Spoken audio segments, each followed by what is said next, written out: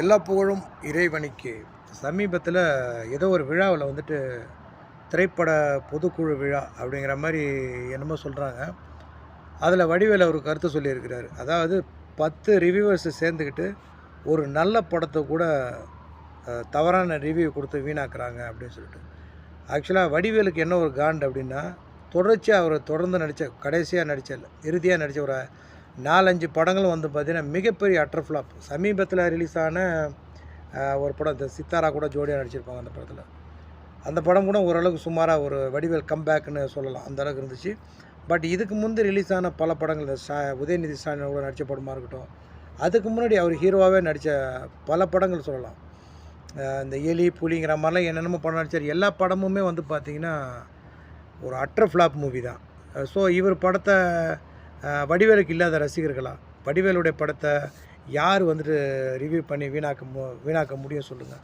ஏன்னா அவ்வளோ ரசிகர்கள் கொண்ட தமிழ்நாட்டில் வந்து பார்த்திங்கன்னா வடிவேலுக்கு அத்தனை நடிகர்களுடைய ரசிகர்களும் வடிவேலுடைய படத்தை பார்த்து ரசிக்கக்கூடியவர்கள் தான். ஸோ அப்படி இருந்துமே அவருடைய படம் ஓடலை அப்படின்னா அந்த லட்சணத்தில் தான் படம் இருந்துச்சு.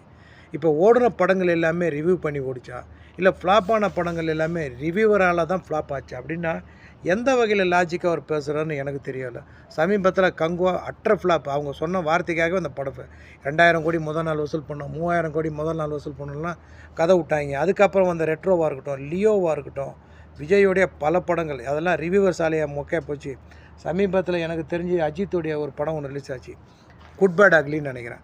அந்த மாதிரியான ஒரு அட்டர் ஃப்ளாப் மூவி உலகத்திலே கிடையாதுன்னு சொல்லலாம். அந்தளவுக்கு ஒரு மட்டமான படம், ஒரு மட்டமான மியூசிக், ஒரு மட்டமான நடிப்பு. அந்த படத்தெல்லாம் ரிவ்யூவர்ஸாக ஃப்ளாப் ஆக்குனாங்க, இல்லை ரிவ்யூவர்ஸால் ஓட வைக்க முடிஞ்சிச்சா?